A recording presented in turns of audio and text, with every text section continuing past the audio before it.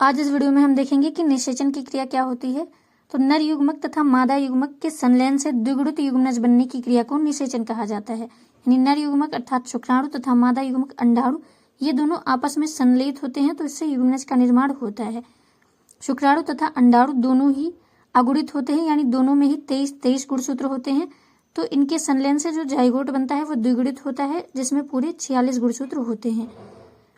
यह क्रिया जो होती है ये मादा के अंडवाहिनी यानी फैलोपियन ट्यूब के एम्पुला क्षेत्र में होती है।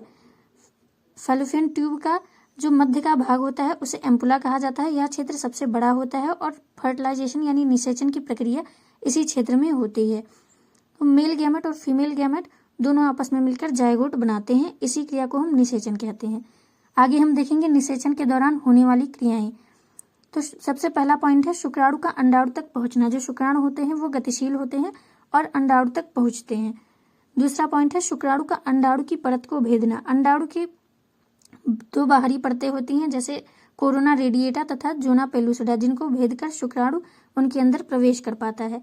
शुक्राणु तथा अंडाणु की झिल्लियों का संलयन, ये हमारा अगला पॉइंट है। जब शुक्राणु अंडाणु के अंदर प्रवेश करता है तो दोनों की बाहरी झिल्लियां जो होती हैं वो आपस में संलयित होती हैं।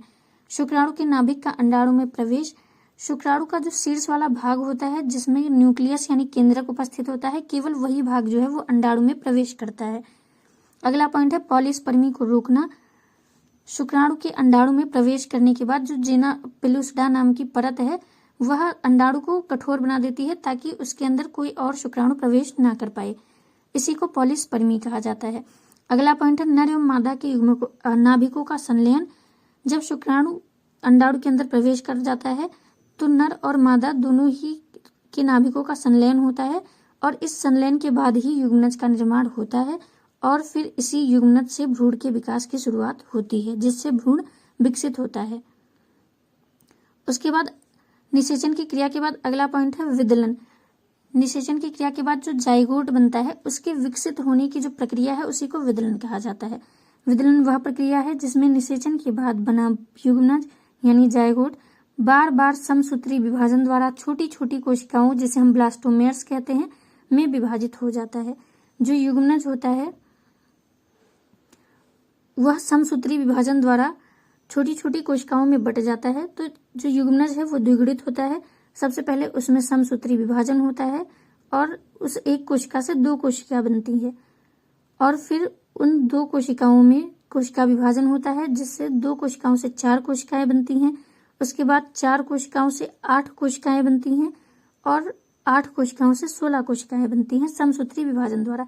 तो 8 से 16 कोशिकाओं के बीच की जो अवस्था है उसी को मोरुला अवस्था कहा जाता है। और इस अवस्था के बाद यानी जब 8 से 16 कोशिकाएं बन जाती हैं, यानी जब भ्रूण जो होता है वो मोरुला अवस्था में पहुंचता है, तो मोरुला अवस्था के बाद वह और विकसित होकर ब्लास्टोसिस्ट बनाता है, जिसमें बाहरी और जो कोशिकाएं होती हैं उन्हें ट्रोफोब्लास्ट कहा जाता है। ये मादा के एंडोमेट्रियम से जुड़कर अपरा का निर्माण करती हैं और अंदर की जो कोशिकाएं हैं उन्हीं से भ्रूण विकसित होता है। कि इंपॉर्टेंस देखेंगे हम इसकी, तो यह क्रिया फैलोपियन ट्यूब में शुरू होती है, यानी मादा के अंडवाहिनी में होती है और भ्रूण का प्रारंभिक विकास जो है